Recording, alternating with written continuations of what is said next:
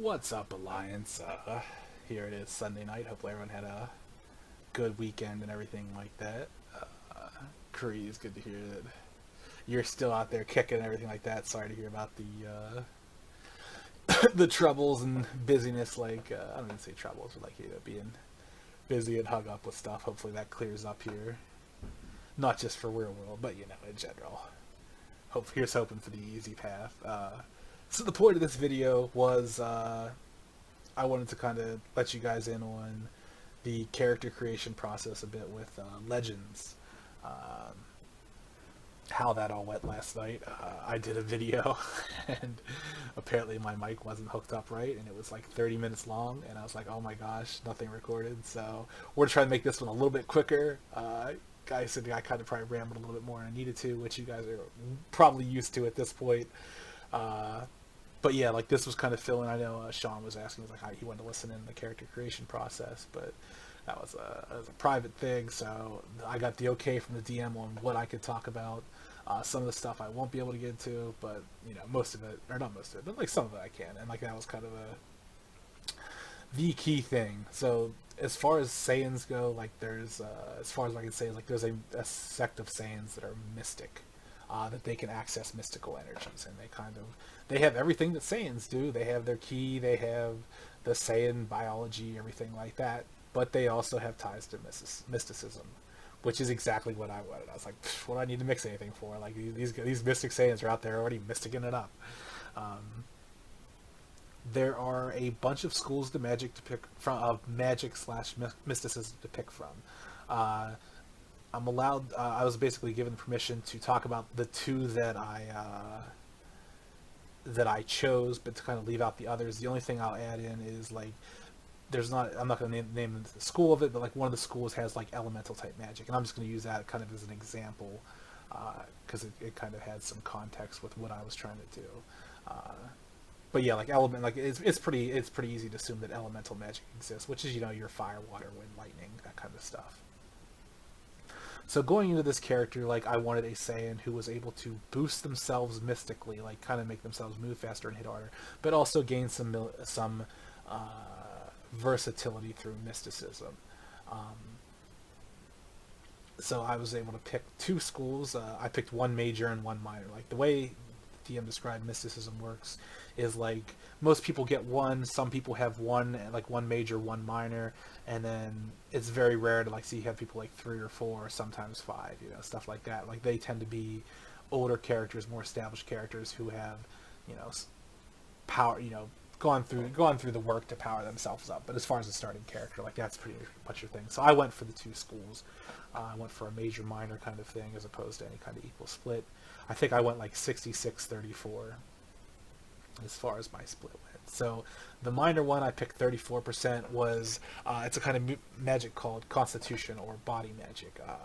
It basically involves with augmenting your body with mystical spells that do what you'd expect them to do. They boost your like strength, speed, your tenacity, stuff like that. That's the base level. Like that's kind of, I guess, from what I gathered, like that's what you get is you basically can manipulate this magic to make yourself a more potent, move fast, hit hard kind of character. Which, being the poster race, hey, let me get some more of that moving fast, hitting hard. And you don't even need a spell book to do it, apparently. Which that kind of it was like, well, we might not have the saying in the wizard robe and hat with the spell book saying, "I command myself to hit you faster and then come up and smack you upside the head." But that's okay. We don't need a spell book for it. Where it goes as far as like beyond that is you can like transform your body to fit the needs of a situation. I didn't get it too much into this with the DM, so I'm kind of curious to see how that plays out. I don't know if because of the power I picked within the tree or picked within the school of magic that'll even come into play now. Like I might have to learn it later or something like that. So the power I picked specifically with constitution / body magic is to channel an avatar state with a mystical being. This is something that's like exclusive to constitution magic, is where you can kind of reach out and kind of augment yourself through a mystical being. And like we kind of talked about like how Juggernaut and the Sitteract is a great example of this. Oh, what? No. All right, sorry about that. Um, yes, like the Juggernaut is a perfect example of someone who's like a 10, like a 1 to 10 rating, like a 10 in uh, the Avatar states of this. So it's like he has a 10 in potency, a 10 in like that's something I didn't get into. Is like there's basically four stats you can. There's four stats for powers now, and for items and stuff like that. It's potency, which that covers like everything you'd expect potency to, like your strength, your durability, um, like the area of effect that your spell or your ability covers. Like say if you have like a 10 in potency on Kamehameha, it's a pretty powerful blast. Then there is range. Range is not applicable to a lot of stuff. So like I don't think range was applicable to the Avatar channeling thing. Um, that one, if you can't use it as a dump stat, like if it doesn't apply, the DM just cuts it out, and you have 15 points instead of 20. Then there is rate. Rate's basically how often you can use an ability in an encounter. Some abilities have cooldowns, some just have like energy drain, stuff like that. Uh, but yeah, like rate just covers like a cooldown that's enforced for whenever you use something. Usage is the cost to use something. Whether it's energy, like with Kaioken, like it's stress on your heart and your body. Like for mystical stuff, it might be you might have like spell components you need. Like I think a good example of usage being like if you have a really low usage stat, it might require Dragon's Heart to do something. A medium usage stat might be like a drop of dragon's blood, and then a high usage stat might only require scale. And like the theory being is, one, you have to kill a dragon to get its heart. Two, you have to wound a dragon to to get like a drop of viable blood. And three, like a scale might come off somewhere with that. So it's like it might be a little bit easier to come by as far as that. So like usage is pretty important, I think, on the magical side of things. So well, I kept it at least average for most of my abilities. Like there's a couple that I put some focus into it. So Constitution, like anyway, uh, back to the Sidorak and Juggernaut. Juggernaut, like the DM basically described, like what you see with Juggernaut is he's pretty much a 10 in a lot of the stats that are relevant for this Avatar state. Like he's always in that state. He doesn't have a cooldown, and like the DM was kind of dropping some Juggernaut knowledge me I didn't know, is like his body is just not built to take damage. Like from a punch that would crack a planet, it wouldn't, at least in some comics I guess, wouldn't even like phase Juggernaut, just because he's not built that way because of the mysticism of it's behind it. So it's like that was kind of like the pinnacle of an Avatar state for something. So being able to tap into an Avatar state like that, that's pretty awesome. Like and I keep saying Avatar state because I think both the DM and I are pretty big fans of the Avatar series. I know a lot of other people here are too, but I guess I'm just calling it. But you can basically tap into this state with a mystical being or deity and channel it to do what you like. So the one I picked was, I got like an Avatar of Speed. I considered doing like an Avatar like lightning, like Thor or something like that, and then kind of because like Thor is like, but he's strong and he's fast and stuff like that. So I was kind of spitballing stuff, and the way the DM described it is if you would try to pick an Avatar outside of something that's physically related, something more mystically related, like outside of your school, it would probably have diminishing returns. So I was like, okay, DM, we're going to stick to something very much in the Constitution thing. And what more Constitution thing do you need than speed? Like speed's everything. We all know that. So Avatar of Speed, I can get to it. Like honestly, the Juggernaut, like a Sidorak thing, was kind of tempting to even look at after we talked about it. I was like, that's actually not a bad idea. But there's also the Tamir and George were talking for a minute, like like with the Herald and everything like that, you could hit the Herald 100 times harder than you could, than he could hit you, and you could 100% shatter him if you connected. But like by extension, like if you can't hit the Herald, if you can't land that punch, what's the point? Speed is everything. Is the point? Yeah. So I went with an Avatar of Speed.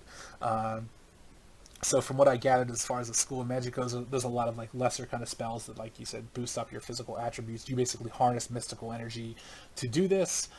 In addition, you have key energy, like Saiyans still have key energy, that also boost themselves up. Like you power yourself up with key, you get faster, you hit faster, you hit harder, all that fun stuff. yeah, Avatar State sounds like it's everything. I don't know if it's like I said, I'm just calling it Avatar State because it was Aang and everything, and that's kind of what the term we were tossing around. But yeah, you basically tie yourself to this avatar. Like I tossed around like war, and the DM basically explained it was a good catch because like I was thinking like a champion of battle kind of thing, where it's like everything that makes you a great warrior. And like he basically said like if you tied yourself to an avatar of war, you're more likely to view the entire battle like from a perspective of from start to finish, as opposed to like being an exceptional fighter. It's a lot more in the mental and like the cerebral side of things, where you might see weaknesses, you might see strengths, you might see what to avoid, like where to, like it'd be less in moment to moment and more like and that was a good point. I was like, I didn't think about it like that, because you think of like being the avatar of war, like of Ares, like God of War kind of thing. It's like, yeah, you're out there like smacking some people around with some bladed weapons and stuff like that. So yeah, that was a good catch on his part. So I was like, I'm gonna keep it simple. I'm gonna go with speed. Speed's always good. That covered my first thing. The second school of magic I went with is something called Ether. There was a lot of really cool stuff in different magical trees, and what I kept finding, or what I kept asking to myself, is this enough versatility that differs from what Key offers? And the answer is yes. Ultimately, technically yes. A lot of the schools of magic would have added like additional versatility to Key, but like Elemental is like a good example. It's like, let's say you're in a fight with a Saiyan and you have access to elemental magic. You've got wind, you've got water, you've got fire, you've got lightning, you've got earth. Realistically, like it's probably gonna be hard to catch a Saiyan with earth. Like you might be able to hit him with a slab of ground, but how much is that going to do to like a pretty powerful Saiyan? Like I feel like you could have like mountains toppled on top of them, and they, some like the powerful Saiyans are going to bust out of that. So it's like Earth, we love Earth and everything like that, but like Earth might not be the best bet. And like same way with wind, like unless you're talking about like sucking the wind out of his lungs, you're pretty limited. Water's the same way. It's like unless you're talking about like manipulating like his blood or something like that, like water's going to be a little tricky. Lightning is like the most practical application just because of the amount of energy that exists in a bolt of lightning and being able to like to potentially stun them. Like I don't even know if like lightning is going to kill a Saiyan or something like that. Like you might get hit by a bolt of lightning and it might stun you for a minute, but like that versatility that causes an opening, I was like, okay, but is it giving me enough versatility versus what Key can do? And Key has destructive blast, and you can learn your different Key techniques, like whether it's your destructo disc, your soul beams, your kamehameha, stuff like that. So I was like, that's kind of its own set of magic there. And it's like, I don't really need destruction spells. I feel like I've got Key, and there was some other stuff I could do, but I was like, again, I don't know if it's supplemented just by if it's versatility that would benefit me. Versus what I can do as a Saiyan. So I settled on Ether. And what Ether does is it basically allows you to craft and gain access to. Okay, so it makes you kind of a mystic enchanter of sorts. So it's like, like there's like spells like, in D&D, or like schools of magic in D&D, like divination and stuff like that, like to conjure stuff, to divine stuff, that kind of thing. It's like there's spells like that out there. So Ether is one of those things where it basically makes you a mystical enchanter of sorts. But beyond that, it allows you to set the what do I want to say? Like set the cost for activating said magical item. So it's like not everyone. So it's like it's kind of like Thor's hammer. No one else can pick it up. Like you basically set the terms and conditions for your magical item that you can create and craft, which was cool because like the big fear of real world is someone's going to come and take your stuff, and being able to create and craft your own mystical stuff, that kind of takes the edge away a little bit. Like when I was looking at items, I ran into a lot of trouble thinking, because it's like, what items do I want that I can't make? Like that would be difficult to make. So like, what do I really need in that regard?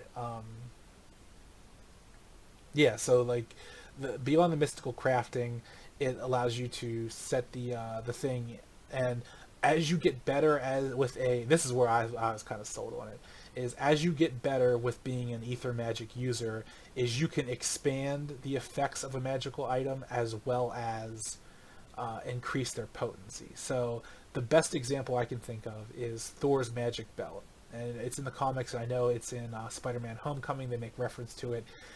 He puts on this belt. It effectively doubles his strength. Thor's already pretty strong. Flat out doubling it, that's awesome.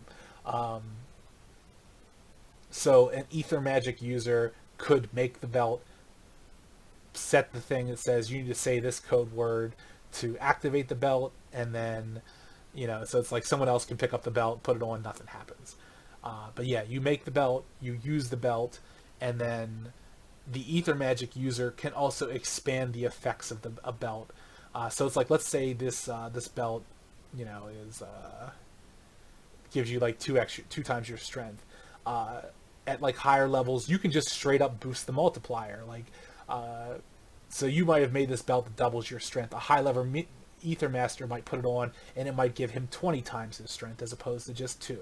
I think the DM example he used was something that was like a 5x boost to a 20x boost. So I was like, that's already pretty everything. Like, being able to craft stuff and then expand upon it. And then, like I said, we didn't get into this too much, but you can also expand upon the effects of the mystical artifact. Like he said, from weapons to talismans to, everything you'd associate with like mystical type items.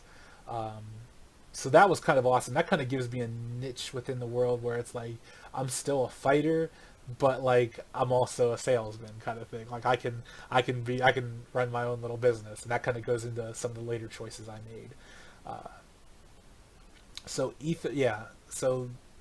expanding on the effects and everything like that, like to me, this is my versatility. Like, I can make items that suit the needs I want to go with. Now, because I have Constitution magic as my secondary, like it'll be a lot easier for me to make enchantments that deal with Constitution magic. So if your character wants to get faster, you need to look up old I think Emrys is my character's name. You want to look up Emrys and come visit his blacksmith shop, and he'll hook you up, because this is what we're going to be doing. Plus, also go out there moving fast and hitting hard and throwing legendary hammers around. Completely lost my train of thought with that little thing. Okay. Oh yeah. So ether magic is more. It's closer to like a divination kind of thing, where the abilities you get within it, like whereas the Constitution thing, I chose like the Avatar state, like ether magic it's not like a battlefield thing. It's not like it doesn't seem like it's like as much of a battlefield effect. I suppose like something I could have picked was the straight up amplification of a magical item, but then that also forces me into, choosing a magical item for my items as opposed to being able to make magical items. So it's like I could work myself up to that. But like I said, I kind of get a kick out of the idea of like making the belt of strength and the hammers of smashing everything and stuff like that. So the 2 powers I picked, one is called Theorycraft, or I named it and explained it to the DM, and he kind of interpreted it, which was awesome.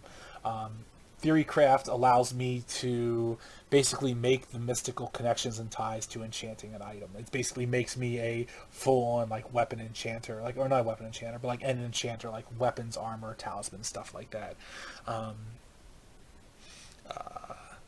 It basically lets you enter a trance state, and you can craft like I can craft the weapon, and then I can see the best enchantment for it. Like I said, like the belt of strength. Like maybe I'd think I'm gonna make it the belt of speed, and it's like no, actually with the way you crafted this, it would be better as a belt of strength. And it's kind of like an optimization route. So you basically enter this trance state. This is one of those ones where I said like use isn't as important, or rate isn't as important as use cost and potency. Like potency, I think I really went high on this one.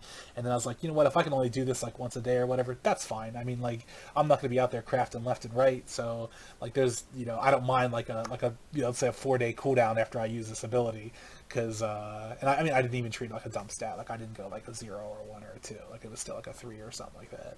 So and range had no impact here again. So yeah, like I said, it's one of those ones like, you know, you go into the trance state, you get the information you want. I go out, I write it down. I have pretty good intelligence, so I think I can probably remember it, and then I spend the next like week crafting this weapon. So it's like I don't need that ability to come back again, and it's not like it's an in battle kind of thing where I'm you know, like, oh, I need this ability to see like the best way to craft this weapon in battle. At least hopefully that's not the case. The second ability I picked was, what was it called? Getting all up in my information here, but I better not be screen capping this. So yeah, develop weapons and commute. Oh, that's the one other thing is I develop and wield weapons. Like that was something I specified as far as Aether Magic. Like I have the ability to do both. Like I can develop them and I can go out there and swing them pretty good. So Theorycraft. Oh, okay, so that was the second thing. I can't remember what we ended up calling it. I think it was called channeling, is what I called it, and ether channeling. And what I do is I channel ether magic to beseech mystical beings, kind of like tying back to that Avatar thing, like the mystical deities and stuff like that. So I basically have a way to reach out to these deities through this power. And it's not just deities, but like I said, like if there's I basically said to the DM, I was like, I don't know what's in Legends yet, but like I was just assuming like a traditional fantasy kind of thing of like dragons, phoenixes, you know, hellhounds, anything like that, like any kind of mystical being, like to be able to channel them and ask for their insight and guidance in enchanting a weapon with their essence. This will come into play with how I pick my stats, my overall character stats. Because, you know, you're reaching out to these beings and everything like that. But like that, I was like, oh, that's kind of hot, like a friends in high places kind of power, where, you know, you can call out to them. And this is where usage played a huge role, I think, like because I imagine these people were going to want to cost. So I was like, I kind of really upped my usage stat for this power, where, you know, the higher it is, the easier it is to use. So I was like, oh, you know, if I can go out there and these people aren't asking me to go out and kill 1,000 people to get this information, that's great. Like maybe I was going to kill one person. We'll see what happens here. But yeah, so like being able to reach out to these mystical deities and the mystical creatures is my second divination type power in Ether. So yeah, I'll be, you know, if maybe what's it called, Nexus is out there, he's hot enough now that I can reach out to him and get some of his power to forge a weapon for him. Yeah, so that was kind of ether magic. Like I said, I think there's a lot of versatility in it. There's not a lot of versatility in combat, but like in preparation for combat and the potential things you can bring to the table in a fight, I think there's a lot of versatility. Like, you know, that's just like one of those ones. Imagine you've got a sword, and let's say I'm a dude with like 5 swords across my back, and let's say I reached out to a red dragon, a black dragon, a green dragon, and a white dragon. So the red dragon has fire breath, and this is again like going off of traditional like D&D type stuff. Red dragons have fire breath. Black dragons have like decay breath, where they basically are corrosive and almost like death magic kind of stuff. Green dragons are usually acid, where it's different from black dragons. Blue dragons are lightning, and white dragons are like a healing, I think, sometimes. So it's like, yeah, I've got these 5 swords across my back. You know, one's got like a flame. You know, they've all kind of got like the essence of a dragon, which, you know, dragons are everything and everything like that. So I'll be out there swinging faster and maybe like having some fire. You know, having some fiery swords that are doing some fiery stuff, or, you know, blasting some people with lightning, that kind of thing. So it's like the mystical beings and the being able to reach out to the deities seemed like it was awesome. With this power, I sacrificed a bit of potency, but I really wanted to up my range on it, because the range was the amount, like the amount of deities and mystical beings I could reach. So I went for a 9 out of 10 on range. So I feel like I can pretty much shout out a lot of people from the get go on that one. And like I said, if we were talking like the Sidorak being a, you know, Juggernaut being a 10 out of 10, being a 9 out of 10 on a range, being able to reach those kind of people. And so it's like I tried to balance it. Like range was really high, and then I sacrificed the rate that I could do this, because again, I don't need to be shouting out like this mystical being like once a day or anything like that. Like I don't want to be bothering these people too much, because that's how you piss people off. But so yeah, I sacrificed rate for that. and then I tried to balance out potency, and I think like I might have taken potency like at average or just a little bit of below average, and then I upped what's it called, usage a little bit, because again I don't want these people like asking me to kill 1,000 people to do one of their tasks for them. So I figured like that'll be something to work on. But like it has the potential to be a lot of versatility, not just for myself, but for like people who are around me, like friends and stuff like that. Like, oh, he's the guy showing up with like Thor's new Stormbreaker hammer and Odin's spear and like all this other nasty, like these nasty weapons, like Hela's like replicating swords or whatever it is, like just like I was thinking like the Asgardian kind of weapons, fitting of gods, that kind of thing, but being able to dude who creates them and wields them. So what's here's the thing you have to ask yourself after this is, what's the next logical step you would take in this character creation process? For me, it came down to items and weapons. Why would I ever pick a weapon? Because I'm a weapon crafter. I mean, I think I could have got away with a out-of-the-box powerful weapon. That would have been awesome, but screw that. Where's the fun? Where's the fun in not doing a little role playing to build yourself your own weapon that you want? Like, talk to a couple gods out there, a couple mystical beings and deities, and being like, hey, yeah, I'm gonna craft some weapons here. Which one do I want to go with? Do I want to go with the god of thunder, the god of speed? Do I want to like shout out some dragons, or maybe like some phoenix armor or something like that? We will see. So I didn't go with the weapon route. The first item I picked was a legendary forge. And the DM said, well, player, if you want, like, just based on the tone of your character, with your background, you could make yourself a blacksmith and have a forge. I was like, DM, that's awesome. That's what I want. But I don't want that. Like I said, I want an item that is a legendary forge, like that is the heart of a dying star, the breath of a dragon, the mystical ley line of, confluence of mystical energies that happen to be built on top of this forge that allow me to go above and beyond. That's like, and I didn't ask for a specific one, because I said I don't know the area I'll be in, and I still want to be a part of like the Mystic Saiyan community that I'm a part of. Like, I don't want to be like the like Peter Dinklage in Infinity War, like up there by himself on his dying star. I guess he did have like the dwarf friends and everything, but I kind of left it up with the DM as far as like what the mystical forge would exactly be. But like that was kind of the thing. So I was like, I've got my day-to-day forge that I can craft, and I like the day-to-day forge can already do mystical enchantments, because that's what Ether allows me to do. Like, that's my thing. The forge itself, though, like is probably like a regular mystical forge. This one's an above and beyond mystical forge. It's the special forge. And again, like I sacrificed a bit of rate for like again, how much like the forge, the DM basically said, has like a cooldown period. So like if I would craft a sword, it might go dormant for a certain period of time. And I kept it pretty balanced on this one, but again, I boosted potency and usage, so it's easier for me to craft these weapons, and they're very potent. So like I said, I'm not like, I don't plan on like going through a sword a day or a sword a week or a sword a month kind of thing. Like I want when I make a weapon, I want it to stick, but I want the option to go back and make another one if I need to. A little dangerous to have an item like that, but also I'm kind of like, you know what? Let's risk it on this one, maybe. Let's go for the Godslayer weapon or whatever. Yeah, so that was kind of the evolution of that. My second item I picked was a pretty simple one. A shout out to Keith with the tattoos. I got these mystical tattoos on my arms, where if you remember the scene from Constantine where he says it's like he does that spell, it's like into the light I commend you or something like that, or command you. It's basically him. It's like a revealing spell that has nothing to do with what my spell does, but the effect that I do for the spell is something like that, because he very much struggles to get it together.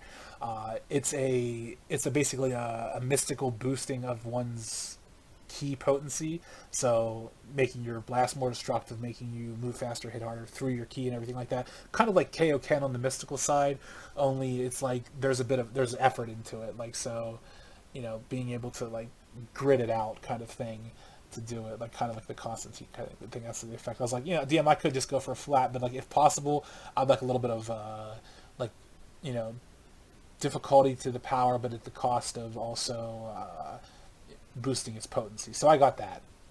So I'm already boosting my speed. I'm boosting all of my body's aspects through Constitution, and now I have a way to basically boost my power level through this mystical thing, which I'm hoping starts me out pretty potent as far as the starting character goes. We'll see here.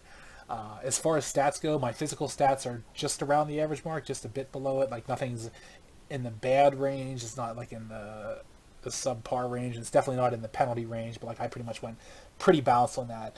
What I went for the mental side of things is, and this kind of plays into a big role, is I went for a 9 in charisma and an 8 in intelligence because. Like I said, it's weird. It's weird for a Saiyan to have that. I know. I want to go out there and move fast and hard, but I have so many ways to augment my physical abilities at this point. I was like, I can leave them. I feel like an average. Like I feel like yes, if I would have went like a 9 or something speed and the avatar speed and then like all that stuff, it would have compounded to make me really fast.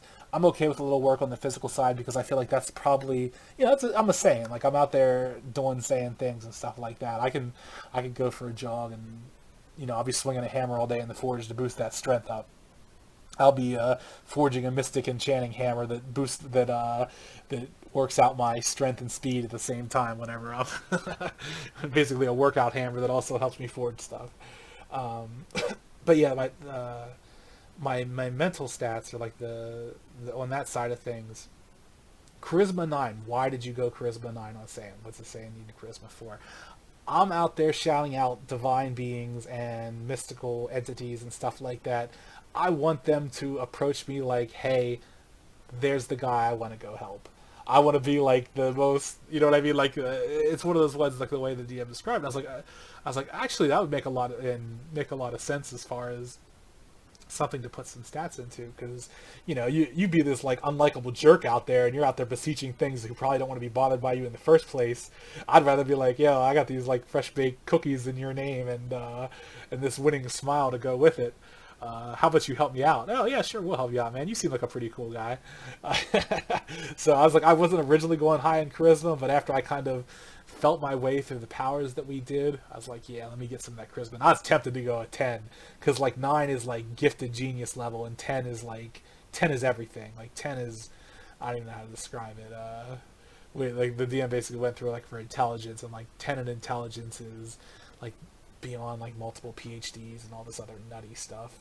So yeah, like a 10 in charisma. So I have like an 8 in intelligence, which puts me like at like PhD college level intelligence. So pretty high up. Like I said, I don't need to be like the world's smartest Saiyan or anything like that to do what I'm doing. Like I want to be intelligent so I can approach things, but I don't want to be. Like I said, a lot of what I do, like the mystical side of things, is steeped in intelligence. And because I didn't like overly sacrifice my physical side, like I'm still pretty balanced and all that. Like I feel like I came out pretty good based on what I can do. And like I said, I might not be at the power level starting out of where people are, but I think through the mystical augments, I can get up there pretty good. And then I can also get some versatility by, getting some of those mystical items and let me do some awesome stuff. I toyed around with the idea of getting a spell book, and basically the DM made me an offer where you can get access to a third school of magic, but it takes all of your item slots. I was like, DM, I need that forge, because that's like the backbone of my character. So we split it up, and the mystical tattoo is apparently pretty potent because it did take up 2 item slots. So that was that. Yeah. I toyed around with the idea of getting like a Naruto style eye that did something, but that didn't quite work out how I wanted it to, so I skipped on that. The spell book thing, like I could have gotten like a spell book or for a specific spell. Again, like I went back to like the whole like elemental thing. It's like access to one specific spell could be cool, but again, like Ki is kind of like spells in a sense, like it's destructive magic in a sense. Yeah, it's not healing or anything like that, but like it's still versatility in that sense. That's pretty much where I'll probably cut off for now because this is probably already a really long video. Hopefully it gives you guys some insight in the new character creation process. It's awesome in the Legend. In Legends, it went really well. I thought like it wasn't how I originally planned the character, but the more we got talking about it, the more I kind of felt it out. I really liked the direction it went with. I managed to George up the concept a little bit, going from a Saiyan who strikes you with a lightning bolt and moves fast and hit hard to a Saiyan who's intelligent and charismatic and crafts weapons. So I really Georged up that concept a bit, as I've tended to do in the past. But we're still there with the hope that we are going to move fast and hit hard, get me some Thor's Belt of Strength to smack some people around, and get me a Stormbreaker while I'm at it to hack some people's arms off. Alright, we're going to cut out there. Peace.